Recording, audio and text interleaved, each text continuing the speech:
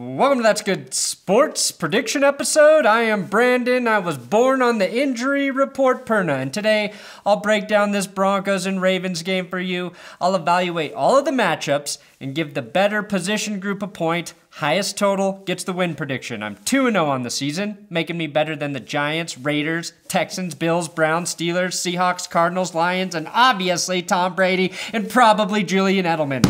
That's Good Sports.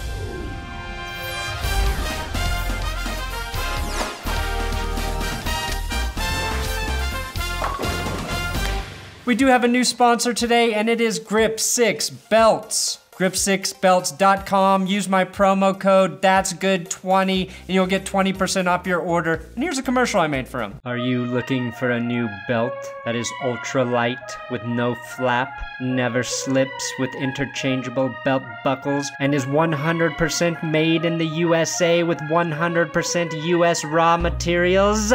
Then you better check out Grip 6 Belt Company. Dude, they designed me these custom That's Good Sports belt buckle logos. So cool. There's a little beer bottle, a camera. The belts are so cool, I put them in my fridge to keep them chill. And if you're like me, the number one thing you're looking for in a belt is that it draws attention away from your belly button. I just hate when I'm dressed fancy at a nice dinner and everyone continues to stare at my belly button. Grip 6 guarantees its belts for life.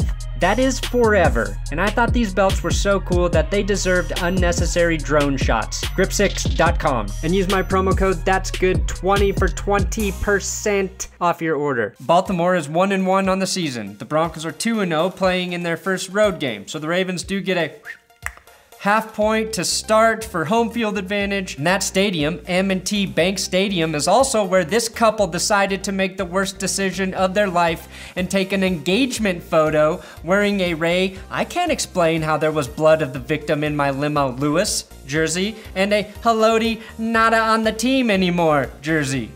Well, I guess if you're ever going to flee the scene of a marriage and get away with it, the Ray Lewis jersey is the way to go. One thing you can say about this couple is they are so Raven. John Harbaugh versus Vance Joseph. Vance Joseph looked like the perfect hire after 2 weeks last season. Then the Broncos faltered on the road in Buffalo. Will history repeat itself? Probably. Half point for Jim, I can't beat the Bengals Harbaugh. And that is so Raven. Ravens front seven versus Broncos O-line and running backs. Both the Ravens and Broncos appeared to have elite pass rushing units week 1, with 6 sacks for each defense, and that was against Buffalo and Seattle, which we now know for sure have garbage protection units, like gas station bathroom dispenser condoms. Seattle allowed 6 sacks to the Bears on Monday night and the Bills 5 to the Chargers. The Ravens had 0 sacks on the Red Rifle BB gun, and he shot those Ravens' fucking eyes out, one by one. The good news for Broncos fans is the Broncos offensive line through 2 games is arguably better than the Bengals line, so I think they can keep Keenum protected in Baltimore. Jared Veldheer has been cleared from concussion protocol, but is still listed as questionable for Sunday. But he should play. That's good news. For the Ravens, CJ Mosely has a bone bruise on his knee, is questionable, as is defensive tackle Michael Pierce with a foot injury. Those are significant. If Pierce can't play, the Ravens' chances of controlling the line of scrimmage decrease significantly. That dude is a beast and trains like Mr. T. Sorry, trains while dressed like Mr. T. Rookie running back Phillip Lindsay set an NFL record last week by having the biggest dick stats after 2 games for an undrafted rookie. Lindsay is the 3rd leading rusher in the NFL behind Matt Breida, whoever the fuck that is, and Joe Mixon. Mixon put up 85 on this Ravens defense, and he was injured most of the game. I think the Broncos need to rush the ball at least 30 times like they did week 1 and exploit that banged up Ravens front. If Mosely and Pierce play though, then that makes this battle even. A lot of the Bengals' success in the passing game was due to the poor linebacker coverage and missed tackles. But half point for now for the Broncos. Ravens ball catchers versus Broncos secondary. It's the older, savvy veteran ball catchers versus the older hodgepodge of will they learn to play together corners. Baltimore has the speedy John Brown, who somehow caught this ball last week. And also our favorite jewelry model in Denver, Michael Crabtree, and then Willie Snead. The real issue though may be that the Ravens have 2 tight end threats in Mark Andrews and Max XX Williams. How will Denver cover 2 tight ends? Adam Jones has been out all week with an injury. I'm not sure I feel good about Tremaine Brock playing a full game if in Jones' place if he can't go. Roby has allowed 10 receptions for 101 yards and a touchdown. Justin Simmons, 8 catches, 110 yards and 2 TDs. Adam Jones, 5 catches for 64 yards. Tremaine Brock, 5 catches for 58 yards. And Aqib Talib, 1 reception for 12 yards with the Rams. I anticipate Baltimore to come out throwing a lot, and why wouldn't they after Derek Carr completed 90% of his passes? Advantage here for the Ravens by ½ point. Special teams versus special teams. Shaq Barrett earned Pro Football Focus's Special Teams Player of the Week. Brandon McManus has been perfect on the season, but the Ravens have the best kicker in the league in Justin Tucker. His career field goal percentage is 90.3. That's the best in NFL history. A lot higher than McManus's 81.4 and even better than old man Vinatieri at 84.3. Tucker is a weapon, and I wouldn't be surprised if he wins this game for the Ravens. Adam Jones is questionable in this game, so that might move Phillip Lindsay to punt returner, but I'll give the Ravens a .25 advantage for this genitally named trio. Tucker, Cox, Coke. Tucker does coke off his cocks. Broncos front 7 versus Ravens O-line and running backs. Von Miller leads the NFL with 4 sacks on the season. The Broncos listened to me and got Shaq Barrett more reps on defense. He went from 4 to 17 snaps and is one of the highest performing players on defense. Joe Flacco can be got to. 5 sacks this season so far, and the Bengals dropped him 4 times. The dumbest thing the Ravens did this offseason was let center Ryan Jensen sign a 4-year, $42 million contract with the Buccaneers. Jensen, a Fort Morgan-born Colorado kid, played his college ball in Pueblo, which means I call upon the curse of Pueblo to beset Joe Flacco all kinds. Slopper, green chili and weed, smother Joe Flacco and we shall be freed. I don't think the Ravens line is very good. Right guard Marshall Yonda, he's a pro, but getting older. Left tackle Ronnie Stanley is solid, a little injured. James Hurst versus Von Miller, more like James gonna hurt on Sunday.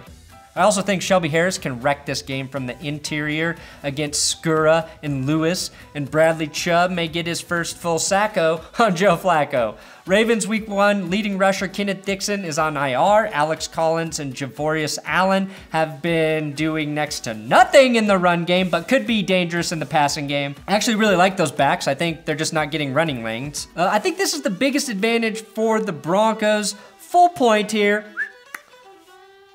as the Broncos secondary will need a consistent pass rush to be able to hang in this game. Broncos ball catchers versus Ravens secondary. Last season, Baltimore had one of the most ball-hawking, hockiest defenses in the league. 22 league-leading picks.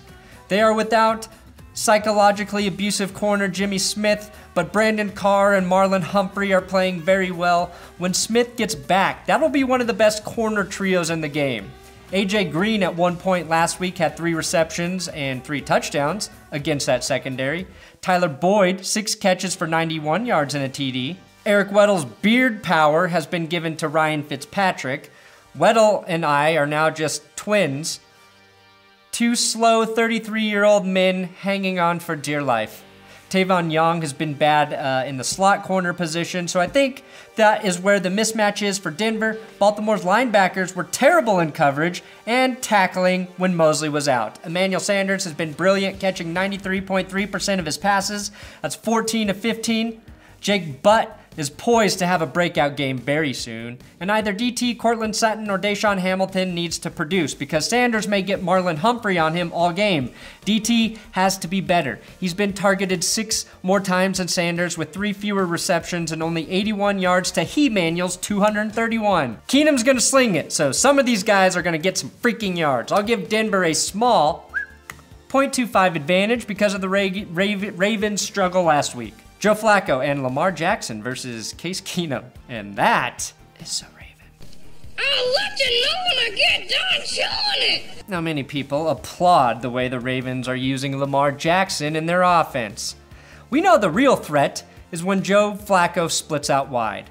The Broncos secondary cannot play deep enough to account for this lightning rod down the field. The top comment on that video? That catch was insane. Demaryius Thomas would have dropped that. Dang, that burn was posted 9 months ago. Somebody went to a Ravens video to burn DT. That was 2009 elite speed Joe Flacco. He no longer has that, and I think this Wildcat shit is stupid. You know what Bill Parcells always said about using your athletic QB as a gimmick? Classic Parcells quote. Even less impressed with the Wildcat is Joe Flacco, as his face here would suggest. Joe Flacco when he sees the Wildcat, Joe Flacco when he remembers he's elite. Joe Flacco when he sees the Wildcat, Joe Flacco when he hears a funny joke. Joe Flacco when he sees the Wildcat, Joe Flacco when he tells Hugh Jackson to play Baker Mayfield on Thursday night. Although Flacco was just flat out inaccurate on Thursday, at this point I honestly have no clue if Joe Flacco or Case Keenum is a better quarterback. Keenum has been lights out in the fourth quarter though. His passer rating 113 in the fourth and 123.5 in the fourth when within 7 points. I'll fucks with Keenum for one more week. Quarter point here for Case Keenum. And here we are, the grand total. Ravens 1.75 to the Broncos 2. So the points say the Broncos will win. But there is a half-point swing if Mosely and Pierce play, which puts the Ravens ahead. This smells like a win for Baltimore. But I will believe for one more week, at the very least, that this Broncos team is different than the 2016-17 team. Give me the Broncos 27-24 with another game-winning drive by Case. I believe in ya, Keenum. Also, congratulations to my Patreon supporter, Aaron Rush, who won this month's giveaway, the Broncos hoodie. Aaron has been a patron for well over a year now, and I do have big dick Patreon shout-outs for new supporters: Noah Marciano, Shekel Deckel Do-Gooder, Ignorant Bastard, Scott Young, Stephen Ross, Caleb Gould, Case Austin Keenum, or CAK. It's actually pretty small, but thanks. And fuck you, Tom Brady, my all-time favorites. You can support this channel, patreon.com/ThatsGoodSports. Thanks for watching another prediction episode. Subscribe here on YouTube, share these videos with your least favorite relative. I'm on Twitter at Brandon Perna, Instagram at Brandon Perna, and we do a weekly podcast every Thursday on my second channel, That's Good Podcasts. Also iTunes, Podbean, That's Good Sports Podcast.